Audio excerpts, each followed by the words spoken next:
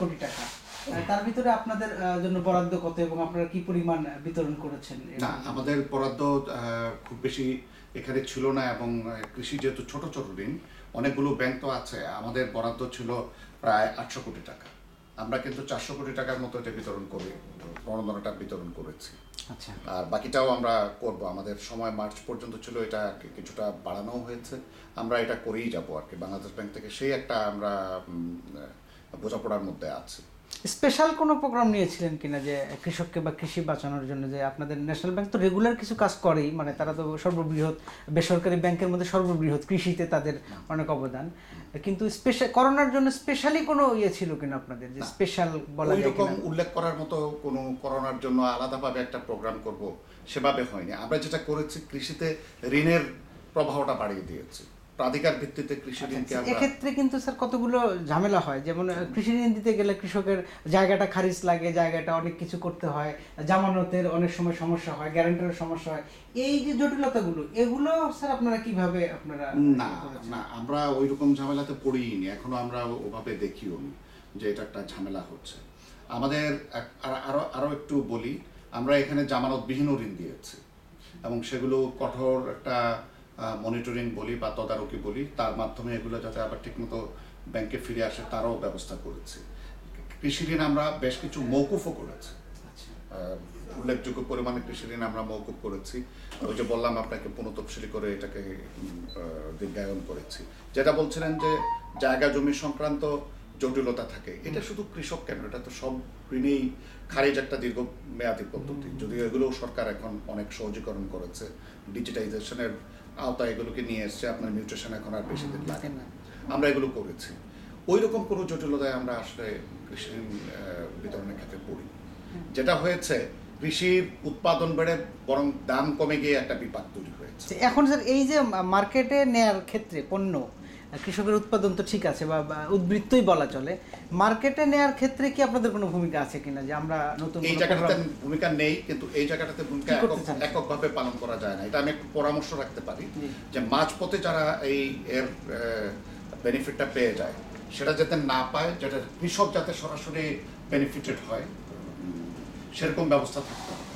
কি থাকতে হবে দেখেন, আপনার এগুলোকে যদি আপনি সমন্বিত বাজারজাতকরণ একটি স্কিমের আওতায় আনা যায়, কৃষকদেরকে এককভাবে একজন কৃষক বিক্রি করে দিচ্ছে কম টাকায়, আর একজন কোনো রকমে নিয়ে যেতে পারতেছে, বেশি টাকা পাচ্ছে। সমস্যা হচ্ছে গ্রাম থেকে শহরে কৃষি পণ্য পরিবহন। আমি এটা চাচ্ছি না। আমি মনে করি গ্রামেই বেশি দামে, ন্যায্য দামে বিক্রি হোক, সেটা সম্ভব। মাঝখান থেকে যদি ফড়িয়া বাহিনীকে আমরা উঠিয়ে দিই, তাহলেই কিন্তু এটা সম্ভব। কিভাবে সম্ভব? একটা আপনার রক্ষণাগার তৈরি করা যেতে পারে, যেটাকে আমরা বর্ধিত অর্থে আমরা বলতে পারি যে কোল্ড স্টোরেজ। ভেজিটেবল রাখার জন্য আপনার উল্লেখযোগ্য কোল্ড স্টোরেজ নাই। উল্লেখযোগ্য কেন নাই? এগুলোর জন্য আমরা মাছের কোল্ড স্টোরেজে ভেজিটেবল রাখতে বাধ্য হচ্ছি। এইখানে উদ্যোগ নেওয়া দরকার, এবং কিছু করার থাকলে আমি আমাদের ন্যাশনাল ব্যাংক থেকে সেইখানে ব্যবস্থা নেব, অর্থায়নের ব্যবস্থা করবো। আমরা যেসব অঞ্চলে সবজি প্রবণ অঞ্চল, যেটা সেই জায়গাটাতে যদি আমরা চিহ্নিত করি যে এই জায়গা থেকে এই জায়গা, একটা মধ্যবর্তী স্থানে যদি আমরা কাউকে উদ্যোগী পাই, উদ্যোক্তা পাই, তাহলে আমরা ওইখানে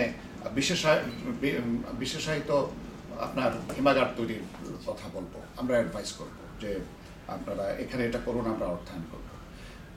সবজির ক্ষেত্রে কুইক ফ্রিজ প্রসিডিউর ফলো করতে হয় কোল্ড স্টোরেজে। সবজিটা এনে রাখবো, সাথে সাথে ফ্রোজেন হয়ে যাবে। হবে কি, আমাদের আভ্যন্তরীণ বাজারের চাহিদা মিটিয়ে সেই সবজি বাইরে রপ্তানি করা সম্ভব।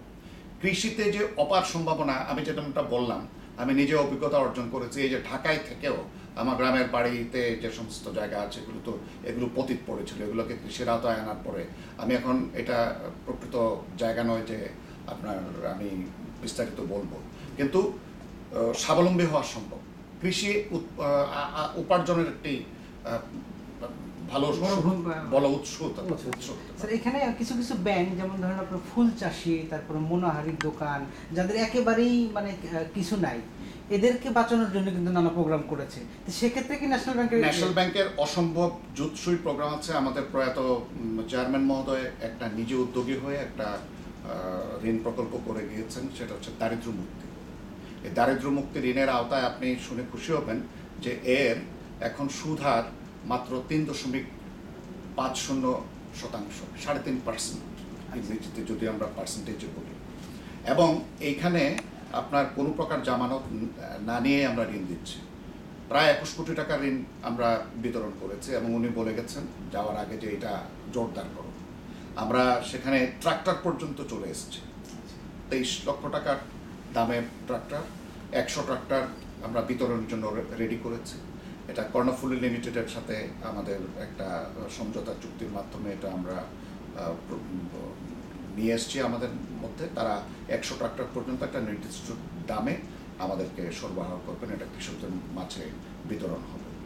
এর আগে আমরা পাওয়ার টিলার ইত্যাদি, তারপরে গরু বাছুর যেখানে আছে সেখানে যেখানে যেটা প্রয়োজন সেগুলো আমরা করেছি।